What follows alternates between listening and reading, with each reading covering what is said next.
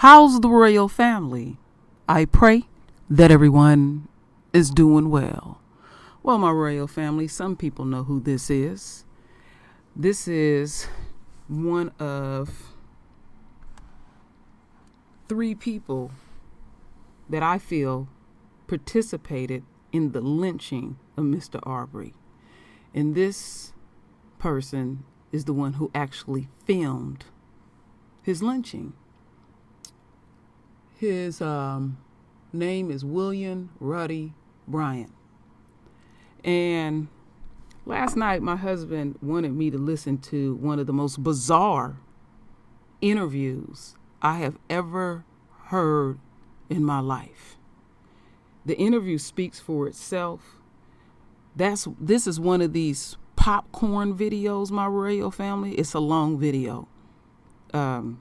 Interview I think it's a little over 20 minutes.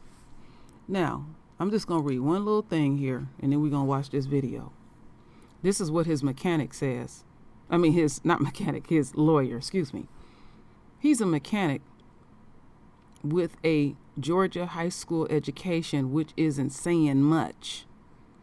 Lawyer for man who filmed, I like to say Mr. Arbery, killing, used clients' poor education as defense for not calling 911, and says he can't take video and call at the same time. So his lawyer is merely saying that he's a simpleton, a straight simpleton. And I'm telling you, I'm not trying to be comedic about it, but some parts of it is comedic, how these people get down. And what I gathered from it, in parts of it that was comedic, is fear. They're fearing what you are watching with the fear part, my royal family, is that the system ain't quite working in their favor. The divine hand is fully in this. He's showing us something, and we'll see the end results of it, however it may go. So, get your popcorn, get your shit. Because when I say bizarre, I mean bizarre. Make sure I got it the right one. Let's see here. Okay, is this the one? Yes. Let's roll with it. What we don't understand really is why this happened and why it was on video in the first place. So let's bring in the man who knows the answer. William Bryan, along with his attorney, Kevin Goff. Gentlemen, thank you for taking the opportunity. Thank you, sir. Good evening. All right. Mr. Bryan, you are known as Roddy to friends, correct? That's right. And in the police report, the McMichaels referred to a Roddy. I'm assuming that was you, yes? Hey, hold on, Chris. You've been a prosecutor, and you can imagine that this prosecutor that's been in this case 24 hours, she's going to start throwing stuff around her living room if you start doing her job for her, okay? Because as good as you are, she'd probably rather do it herself. You know what we could talk about without causing problems for anybody. And I know you're trying, but this man cannot be answering substantive questions about the case. And if you feel that we've misled you in some way, I'm sorry. No. It's not about misleading. It's about just being clear for the audience. I always believe that the best opportunity the media can give you is the opportunity to tell the truth in a way that helps you. That's all I'm saying. I don't know why you would dispute the notion of the man's presence at the situation, but that's fine. Let me move on. And you, counselor, should weigh in whenever you feel like it. So, Mr. Bryan, how did you come to be in the car videotaping that day? Okay, we're not going there. You don't want to talk about that either. All right, so let's do this. You are afraid of the facts of this case, counselor. Why? Sir, I'm not afraid of anything. and I'm certainly not, with all due respect, Sure. I'm not afraid of you, but I respect you. And I respect you. You are a brilliant, very capable lawyer, and you are you are a very good prosecutor. And my client is a mechanic with a high school education, and if you've ever been to the high schools around here, that's not necessarily saying much, okay? And I don't mind if the Board of Education doesn't like it. You know, I'm not their friend either, okay? But you can't be asking him questions about the substance of the evidence, because like I said, there's a young lady that's been in this case less than 24 hours who's going to be throwing stuff around her living room, and I don't want her mad at me, and I don't want her mad at my client. I understand. On the other hand, if you want to ask him, about his experiences here, how he feels, I don't have a problem with that. Okay. And let me ask him one question, then I want to get back to you, this, Mr. Goff, because you have a Sure. different latitude than he does. Sure, sir. And just for the record, I do not believe that a level of education is in any way commensurate with common sense or savvy or understanding everything that you need to know about this case just through life experience. I want you to know that. I don't care that he only went to high school. Plenty of people have done that and achieved great things, let alone know why the heck they were in a car videotaping something like this. But let's put it to the side. Mr. Bryan, what do you want the audience to know about your role, your feelings, and your sense of responsibility for this situation? Is that a multiple question, Chris? Mr. Goff, let him answer it. I'm sure he'll do a good job. You can always answer. You can amend after. Mr. Bryan. I would just like to say, first of all, I am very sorry to the family.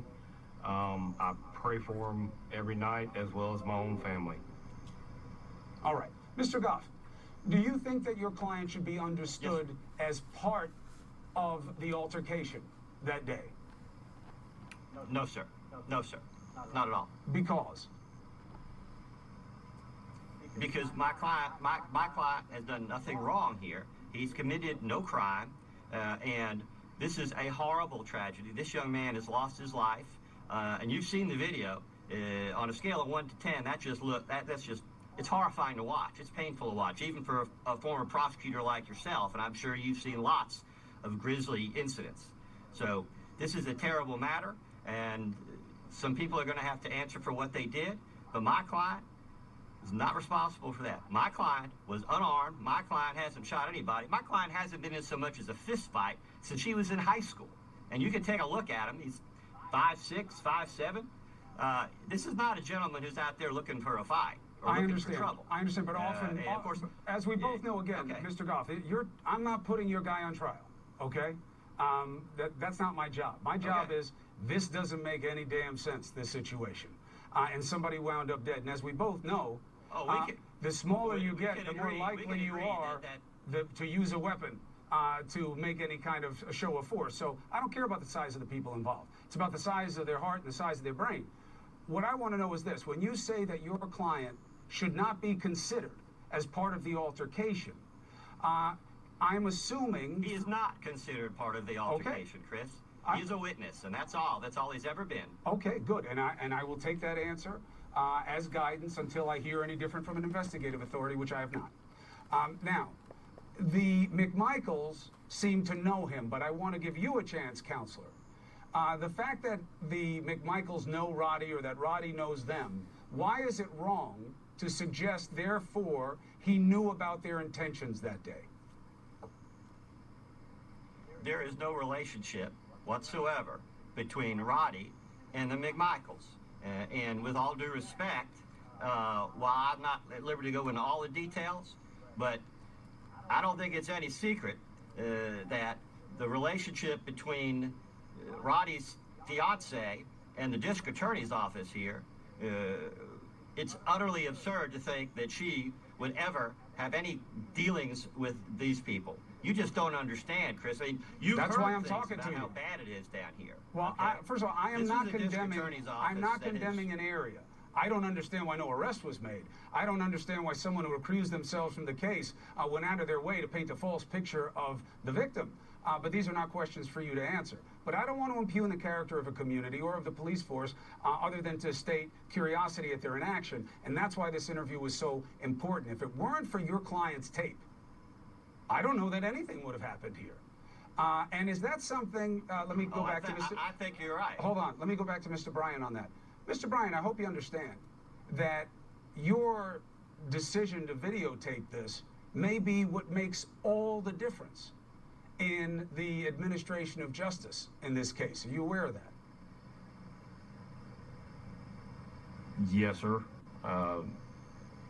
If there wasn't a tape, then we wouldn't know what happened. And how do you Or y'all feel about wouldn't. that? I would. I hope that it, in the end, brings justice to the family and peace to the family. Mr. Goff, audience is listening now. Yes, sir. What do you want them to understand about why your client was where he was, if it is not true that it was done in coordination with the McMichaels? Chris, I don't think it's any secret. My client lives in that neighborhood. Mm-hmm. He's at his house, minding his own business, and I'm trying not to complicate anybody else's job.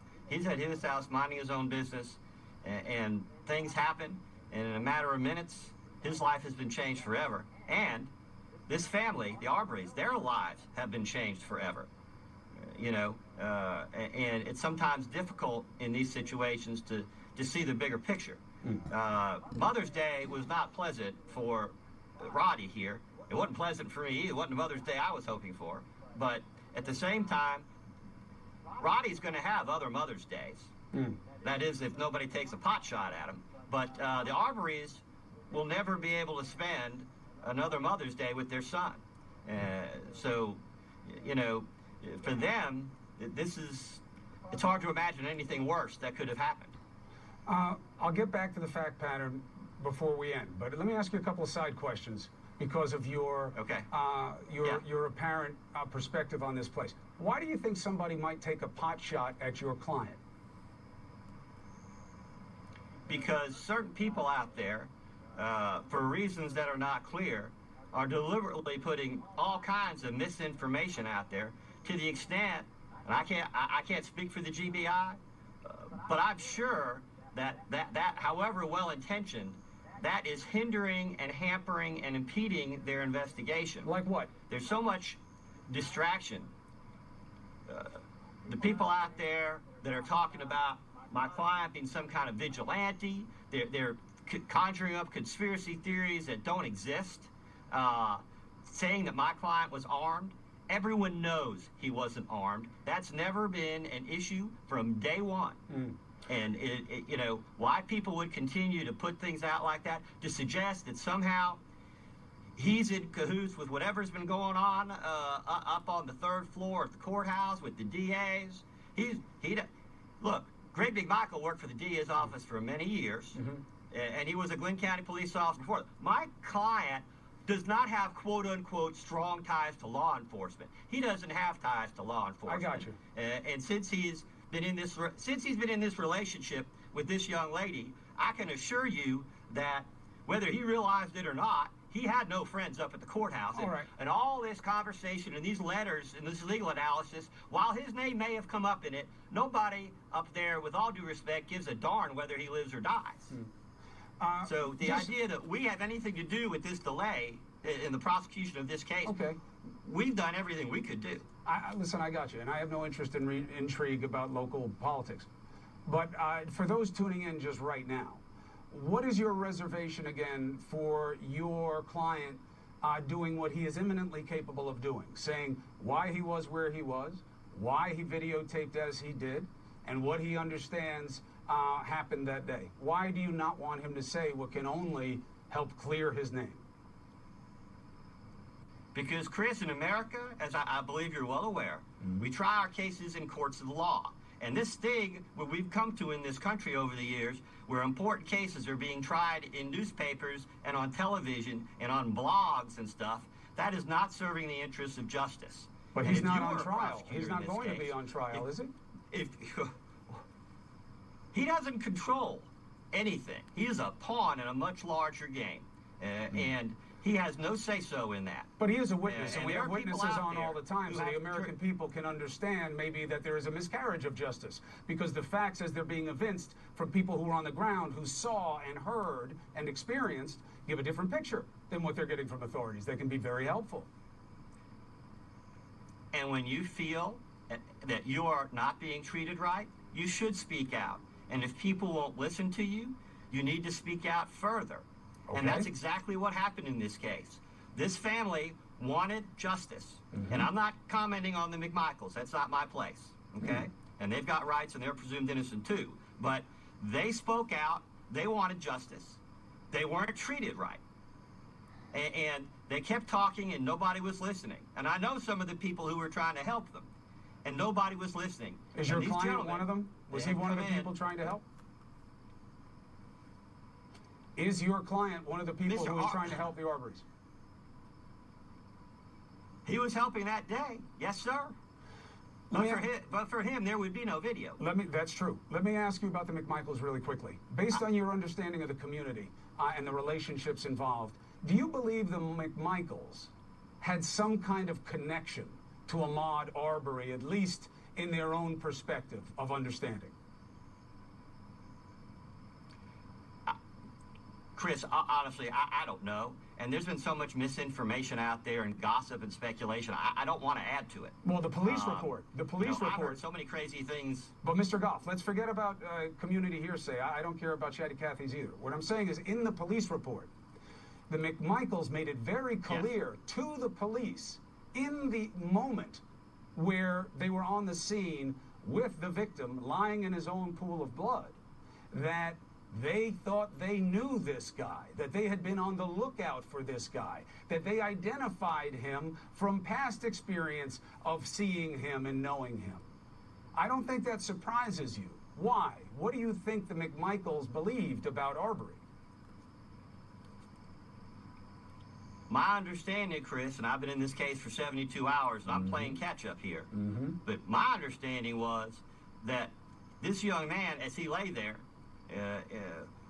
with not so much as a blanket or a towel over his head, okay? But as he's there, nobody knows who he is. His family was not there, and I can only assume they were not there because they were not notified, and they were not notified because nobody knew. Now, I can't speak for the McMichaels and what's in their mind. All I'm hearing is that well after this incident took place, nobody could identify him. Now, why the McMichaels do or say what they do then or now, I can't speak to that.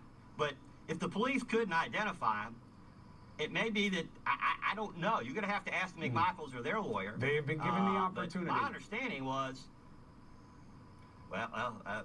they're sitting in a jail cell, as far as I know, without counsel, which I'm sure for Greg McMichael is an experience he never thought he'd experience. But that's not why we're here. All right. So, what I'm saying is, my understanding is the police couldn't figure out who he was for some time. Right. And they should have been treating that body with respect and that young man with respect even before they knew who his mother and father was. Well, now, I'm not no saying question they about did, that. but from what I've heard, nobody knew who he was. They couldn't identify him. No question about Maybe that. But that's I think wrong. There's a difference between his name and people thinking they knew him from earlier activities. Because McMichael himself says in the police report, in the moment that the police get to the scene, that they knew who this guy was and that they remembered him from something else. And that's why they took off after him, and that they had information about him being involved in other crimes that we can't track down anywhere other than this video of him arguably trespassing on a construction site. So just to be clear as we end this interview, your statement, Mr. Goff, on behalf of William Bryan, also known as Roddy, is he wasn't working with the McMichaels, he wasn't called to the scene by the McMichaels, and he wasn't videoing in any way to help the McMichaels. Is that all true from your perspective? He wasn't there for the McMichaels at all. I can say that, and he doesn't have any relationship with the McMichaels. And the one sticking point that I've heard you try to explain before, but hasn't met satisfaction with me yet, is when you see something that you know is wrong, even though you're videotaping it in the moment, even though things happened before the videotaping that he didn't videotape, you call the police. I don't care about his education. Everybody knows that. You can be in high school. I've met many people, and so have you in high school, who will eat our lunch despite all our education intellectually. Why didn't he call 911? Well, first of all, he can't use the phone for a phone call while I know, he's but you using can it hang up and as call a camera. 911. You Maybe can stop can. videotaping and call 911. Okay. That's an easy answer. Chris, Yes, Chris, with all due respect, Please. with all, feel free to give the answer for me, okay? If you're asking me my answer, Yes. I can tell you that in the real world, things are much different. It's one thing to watch it on TV. It's another thing to do it in real life. And Calling this is 911? he's not a young man, but What's the difference? I hope we all know how to call 911. But what I'm saying is, There what was no point are you question trying to that make? 911. Right now, I'm videotaping you. I think it's My very point to important. I you is- decide to stop because And now I'm going to Chris, call 911. I if call you- 911. What's so complicated, Mr. Goff? Okay. If you'll go back and look at that video. Yes, sir. If my client had been 2 seconds later getting where he was, there wouldn't be any video. Not one worth watching. Not one anybody would care about. There'd be nothing to see I other than agree. a young man bleeding out on the street. I agree. In the middle of the day. I agree. I think if you go back and you look at the circumstances, putting aside the logistical issues about making telephone calls while you're using your phone, I think if you go back and look at the circumstances, there was no question the police were on their way. And I think the as I understand it, the sirens were audible almost immediately, Okay. and they were on the scene for what felt like seconds, but couldn't have been more than a minute. Now, you've got better access to information than I do, and maybe I misunderstand that, but I'll be honest with you, under the circumstances, I don't think that anybody would have thought there was any question as to the police were coming. All right. Kevin Okay, and Goff. frankly, if the police had gotten there a few seconds earlier, a minute earlier, this man still might be alive today. Right, maybe. Depends on how extreme the wounds were. It happened all very quickly. I'm not in the blame phase. Nobody should be. Mr. Goff, I appreciate you taking this opportunity. And Mr. Bryan, I appreciate you taking it as well. I understand why you're afraid of getting caught up in the case and making people upset and in the prosecution. I get it all. But I do want you to know this. I don't agree with your counselor about one thing. Mechanics, my brother's a mechanic. I was raised by mechanics. I'm sure that you are more than competent. I don't care about your education. You know what you did that day, you know why you did it, and you know how you feel about it. That has nothing to do with education. I want you to know that opportunity will always remain open to you here and counsel for you as well. I'm not going to limit your capability to help people and convey information just because of what degree you have on your wall. I just want you to know that, Mr. Bryan. I respect you, and I appreciate you being here. Counselor, you as well. Thank you. That was very, very bizarre. And this lawyer, he got 4 chins. Ain't that something? But anyhow, I agree with Cuomo, what he said. You're not going to get off coming off as a mere simpleton, like you didn't have a clue what was going on, and him stating the fact, well, he just got a piece of education. I've known people who have never been educated by the enemy at all and could run circles around people. See, what's going on is there is a major big crack in the enemy's system. And, they still play the same game in this dying system. Let's keep it like that.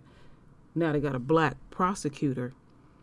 Like, that's going to suffice us. Look what happened in the Amber Geiger trial. The judge was black, and she played a game with us. And I vowed to the royal family that because of that, because I know I did more videos than anyone. I know I did close to maybe 20 videos plus, that I would not be that emotionally invested in a case anymore, because there's a lot of moving parts. They are trying to work on the family so the family will be forgiving. They trying everything that they can.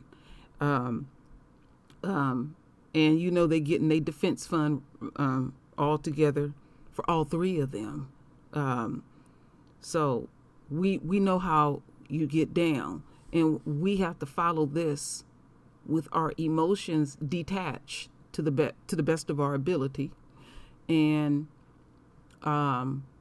we have to hear the verdict in the full sentence. We can't trip off of, okay, they'll get a grand jury, and a grand jury say, okay, we see here that, they need to go to trial.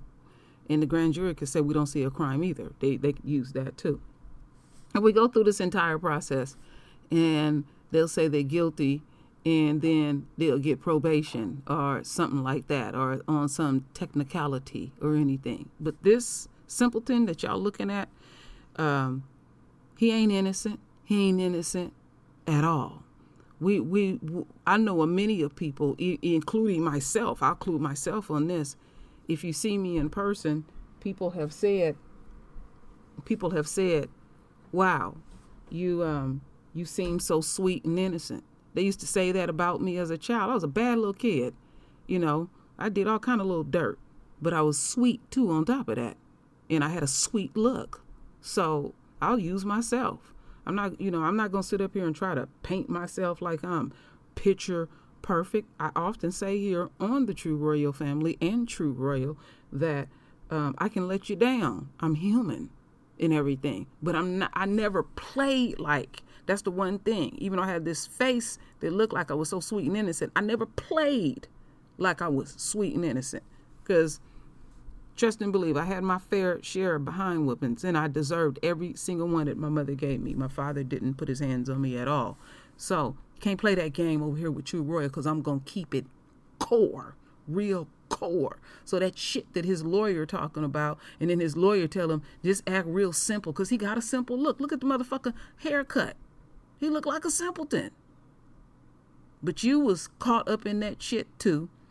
We heard the click of your, you pulling back your gun too. So you was in this, and he will not talk about. It ain't like he just drove up on this. He played a part of this. He was all in cahoots with the McMichaels. And so before I don't know if they're going to arrest him or not. I think what they're doing is they want him to be pressured in such a way, and he fear being out, that he will so-called come clean. We shall see, my royal family, because I don't believe anything that come out of the enemy's mouth at all. So I'll leave it there, my royal family. Render your voice with your beautiful divine words. And as always, my royal family, I thank you for your love. I thank you for your support. And with that said, Ashe.